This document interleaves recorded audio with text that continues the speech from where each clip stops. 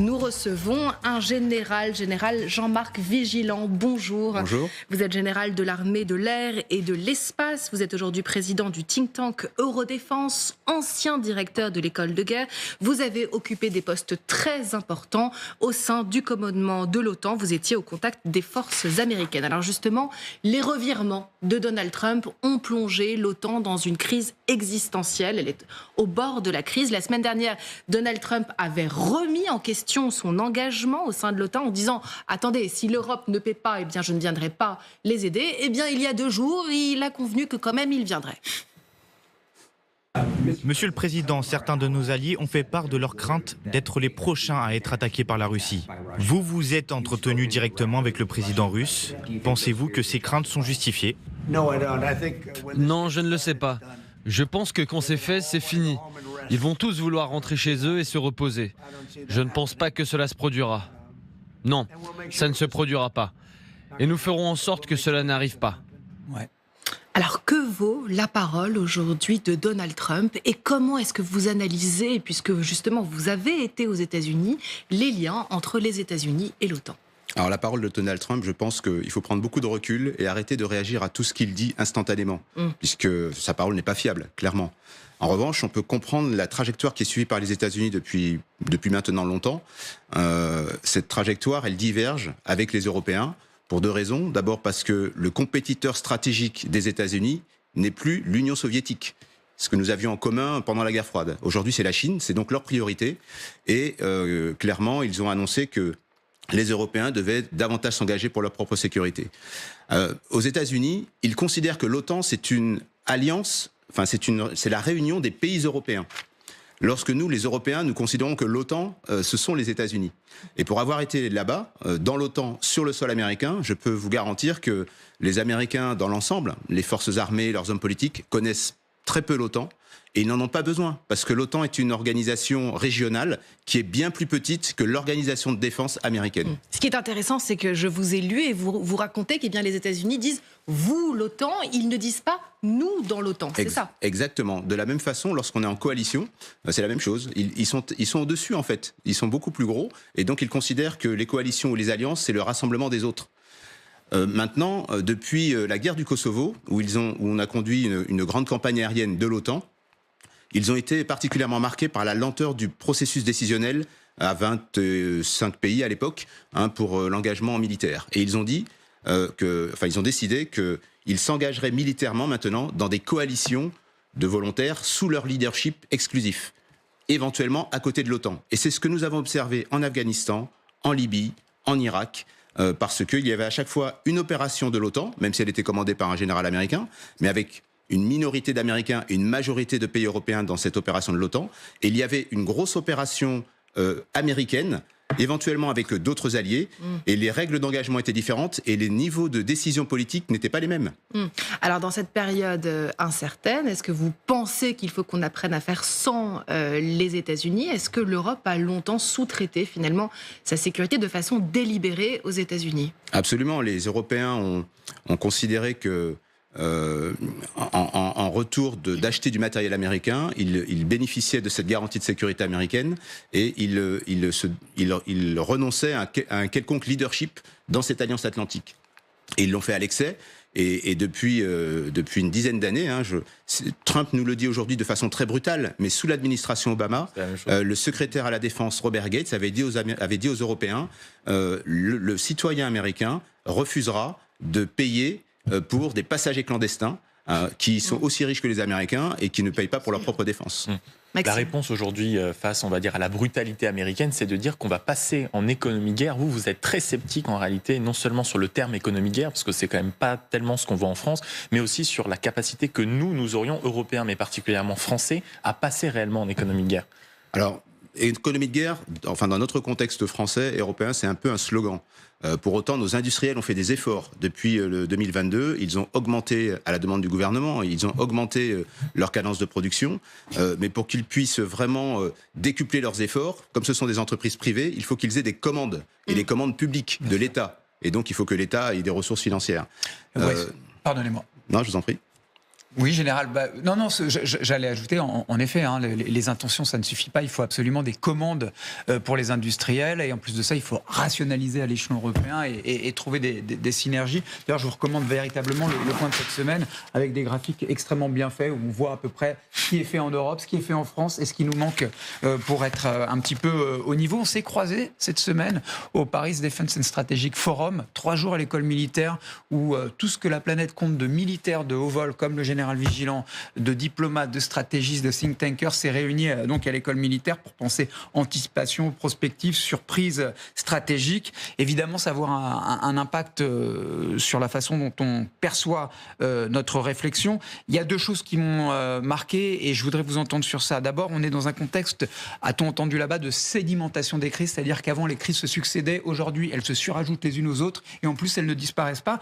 Et après, l'environnement conflictuel, il a évolué. Avant nos guerres, en gros, elles étaient choisies et pas imposées. Aujourd'hui, elles ne sont pas choisies, elles sont imposées. Comme par exemple celle que la Russie impose à l'Ukraine et in extenso à l'Europe.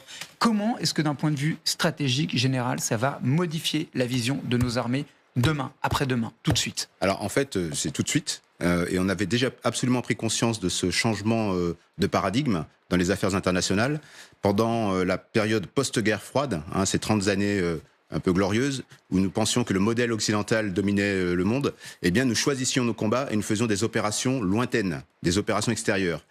Aujourd'hui, la menace est à nouveau aux frontières du continent européen, et donc il faut que nos forces militaires soient en capacité, bien sûr aux ordres du politique, de réagir instantanément à une menace qui pourrait se matérialiser de beaucoup de façons différentes. Maintenant, je ne suis pas du tout pessimiste sur la capacité de l'Europe à assurer sa propre défense.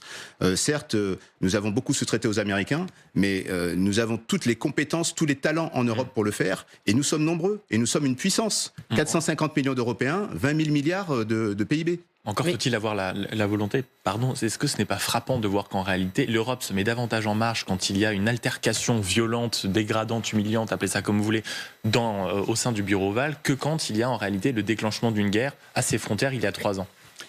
Oui, en fait, l'Europe avance quand il y a des crises. Ce n'est pas nouveau.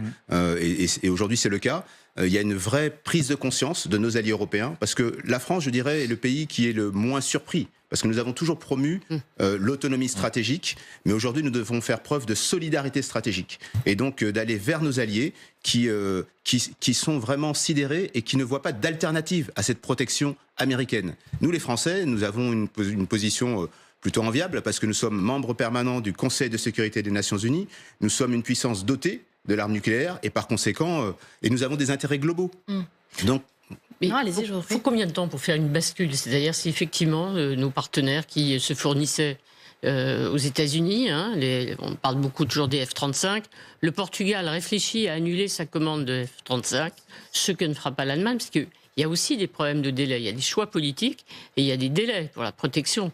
Livrer dans 1 an et demi ou 2 ans, c'est pas la même chose que dans 5 ans quand on veut se défendre. Alors, combien de temps? C'est sûr que les pays européens sont confrontés à 2 défis. Je dirais un défi à court terme pour déjà soutenir l'Ukraine, parce que nous avons clairement affiché notre soutien permanent et durable à l'Ukraine. Et donc il faut qu'on soit en capacité de compenser une éventuelle baisse du soutien américain. Et il y a un défi à moyen terme qui est de reconfigurer notre appareil de défense pour que nous dépendions moins des Américains. Construire une armée à partir de rien, ça prend 10 ans. Donc on n'a pas 10 ans, on est déjà en retard, mais en même temps on ne part pas de rien. Nous avons déjà des armées qui sont quand même pas mal équipées. Il faut simplement que nous arrêtions d'investir massivement dans l'industrie de défense américaine, et les 800 milliards d'euros qui ont été annoncés, ou si les Allemands font encore un effort financier dans ce domaine-là, eh bien qu'ils investissent davantage dans des entreprises européennes. Alors vous parliez des F-35 justement, qui sont donc symboles finalement de notre dépendance américaine, dont la livraison se fait au compte-gouttes et dont on dit bien que les États-Unis pourraient clouer ces avions à distance au sol. Vous qui êtes ancien pilote de chasse, est-ce que vous confirmez cette information qu'on lit? Je confirme que les Américains ont un contrôle sur ces appareils. Ouais. Alors d'une part parce que ces systèmes d'armes aujourd'hui très complexes sont des objets connectés, donc très dépendants du software, enfin des logiciels, et très dépendants des données, et que ces données transitent d'abord par les États-Unis avant de revenir dans les pays qui détiennent les avions. Ensuite, la maîtrise qu'ont les Américains sur ces avions, c'est et sur tous les systèmes d'armes américains, c'est d'abord au travers de la chaîne logistique. S'ils arrêtent d'approvisionner en pièces de rechange, ça va rapidement s'arrêter. Et puis le dernier point, qui est peu connu, c'est que, et c'est pas nouveau, hein, déjà du temps du F-16, quand vous êtes un pays européen qui avait acheté un appareil, un avion de combat américain, l'armement est détenu dans des dépôts sous contrôle américain. C'est-à-dire que vous ne pouvez pas monter des missiles sur votre F-16 ou sur votre F-35 si le président américain n'en a pas donné l'autorisation à ses militaires qui gardent les dépôts en Europe. On va aller sur le terrain avec vous, Général, puisque finalement, eh bien, l'enjeu se passe aussi à Koursk, bataille décisive, hein, évidemment, puisque c'est bien cette enclave qui a été reprise par les Ukrainiens, justement. Les Russes sont en train de gagner du terrain, les combats continuent. Je voudrais qu'on écoute un soldat russe, vous allez l'entendre, qui est sur le terrain et justement qui dit eh bien, qu'ils reprennent des kilomètres qui sont stratégiques, évidemment, puisque les Ukrainiens pensaient les utiliser comme monnaie d'échange. Écoutez ce soldat russe. Soudja est libéré. Les Ukrainiens battent en retraite et on nous ordonne de ne pas leur tirer dessus et de les laisser partir. Ils étaient 8 ou 10 000. Je suis sidéré par cette guerre. On aurait pu les tirer de partout, les bombarder, les frapper avec nos missiles. Mais on nous a dit non, c'est juste irréel. Alors Vladimir Poutine, hier, a exhorté les Ukrainiens à déposer les armes. Ils auraient donc la vie sauve si tout de suite, eh bien, ils se rendaient.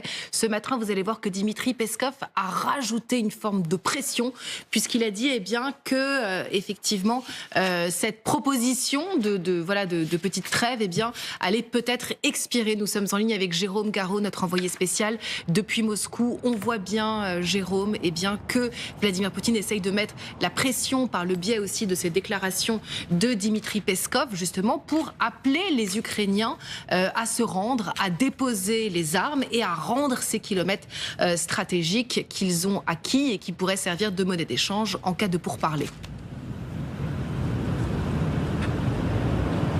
Bonjour, oui, et le Kremlin, en expliquant que cette offre va bientôt expirer, prolonge encore un petit peu cette séquence qui en vérité a été initiée par Donald Trump lui-même. Et quelle séquence pour les Russes!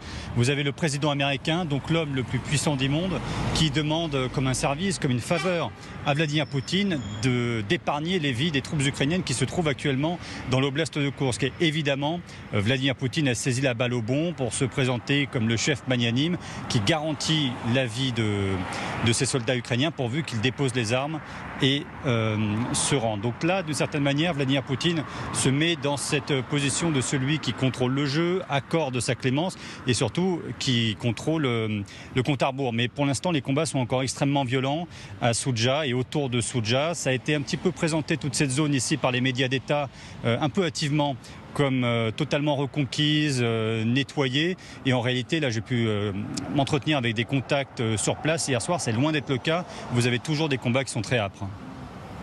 Merci Jérôme Garraud, envoyé spécial à Moscou. Évidemment, tout à l'heure, nous serons en direct d'Ukraine, justement, parce que c'est compliqué de comprendre la situation qui se passe à Koursk, puisque l'Ukraine dément absolument toute avancée des forces russes. On entendait Jérôme, justement, notre envoyé spécial, dire que Vladimir Poutine se voulait magnanime en maître du jeu. Est-ce que vous avez ce sentiment? Est-ce que c'est une tactique générale qui se joue là? Absolument. Là, on est à deux niveaux. D'abord, il y a une guerre de l'information, hein, et l'information précède souvent les actions cinétiques sur le terrain. Donc on a la bataille des narratifs entre ce que disent les Russes et ce que disent les Ukrainiens. Et puis cette bataille qui est présentée comme stratégique, en fait, ce n'est jamais qu'une bataille dans une campagne militaire d'ampleur. Alors certes, alors ce sont des kilomètres côté russe, c'est ça la différence. Effectivement, c'est important pour Vladimir Poutine de récupérer ses territoires avant toute forme de négociation. Mais je voudrais dire que je suis persuadé que Poutine n'a pas du tout l'intention de rentrer dans une trêve, puisqu'il n'y a pas intérêt, en tout cas maintenant. Il a le temps pour lui. Effectivement, Trump, lui, est pressé. Et comme il est pressé, eh bien, il est en position de faiblesse dans cette négociation. Alors, il a peut-être des atouts, hein, que l'on ne connaît pas, parce qu'il y a des tractations dans d'autres champs que l'on ne maîtrise pas. Mais aujourd'hui, Poutine peut se montrer magnanime, et Trump est un peu en délicatesse, parce que si les soldats ukrainiens meurent dans cette enclave, il a quand même une part de responsabilité, parce qu'il a encouragé l'agresseur en lâchant publiquement Zelensky il y a quelques temps. Et en même temps, général, on a vu en fait une armée russe à la peine pendant 3 ans, et là tout à coup, elle reprend son oblast de Koursk en un temps, 3 mouvements, précisément au moment où les Américains coupent le renseignement. Est-ce que de votre point de vue général, il y avait un deal en réalité entre les États-Unis et Poutine pour l'obtention de ce territoire? Alors je ne sais pas s'il y a un deal, mais ce qui est sûr, c'est que l'armée russe ne nous impressionne pas, quoi. Je veux dire, ils nous ont fait une démonstration de leur faible compétence. En tout cas, partir pour une opération de 3 jours et être au même point 3 ans après, c'est qu'on n'est pas une armée d'une grande puissance. Bien évidemment, ils ont appris de leurs erreurs et il ne faut absolument pas les sous-estimer. Mais aujourd'hui, sur le terrain, moi je constate une puissance nucléaire, 140 millions d'habitants, qui n'arrive pas à vaincre un pays de 39 millions d'habitants aujourd'hui. En tout cas, ce qui est intéressant, c'est que Vladimir Poutine pose ses conditions, et parmi elles, eh bien, il y a ces soldats de la paix européens que la France, que le Royaume-Uni voulaient placer justement en cas de cessez-le-feu pour sécuriser finalement la frontière et donc l'Europe. Et vous allez voir que la porte-parole de Moscou a dit niet. Pour nous, le déploiement d'unités des forces armées d'autres États en Ukraine, sous n'importe quel drapeau, qu'il s'agisse de contingents étrangers, de bases militaires ou de certaines opérations de maintien de la paix, serait inacceptable. Tout cela signifiera l'implication de ces pays dans un conflit armé direct avec notre pays, auquel nous répondrons par tous les moyens disponibles. Voilà, on voit bien la ligne rouge. Ça veut dire que maintenant, finalement, la balle est dans le camp de Donald Trump. Alors, qui va-t-il choisir finalement entre les exigences de Vladimir Poutine et la sécurité européenne? C'est clair. Donald Trump va choisir les États-Unis d'Amérique. Leur priorité stratégique est l'Indo-Pacifique. L'Ukraine n'est pas leur sujet. C'est un conflit lointain qui ne les intéresse pas et qui ne les concerne pas. Le lien avec les Européens, c'est différent. Et je dirais que ce que nous vivons aujourd'hui, cette perte de confiance est un peu un dommage collatéral de l'action brutale de Trump au niveau global. Et sachant que son action est d'abord dirigée vers son électorat, il fait d'abord de la politique intérieure. Donc il a promis une victoire rapide. Il voudra présenter une victoire rapide, même si ça correspond à une capitulation de l'Ukraine en respectant toutes les conditions de l'agresseur. C'est pas du tout son sujet. Donc effectivement, les Ukrainiens, les seuls soutiens des Ukrainiens restent les Européens. Et nous, Européens, nous devons faire preuve de solidarité, nous devons faire preuve de volonté, et nous en avons les capacités. Merci Jean-Marc Vigilant. Je rappelle votre think tank, si on veut vous lire Eurodéfense. Effectivement, on comprend bien le rôle, le réveil que doit jouer l'Europe.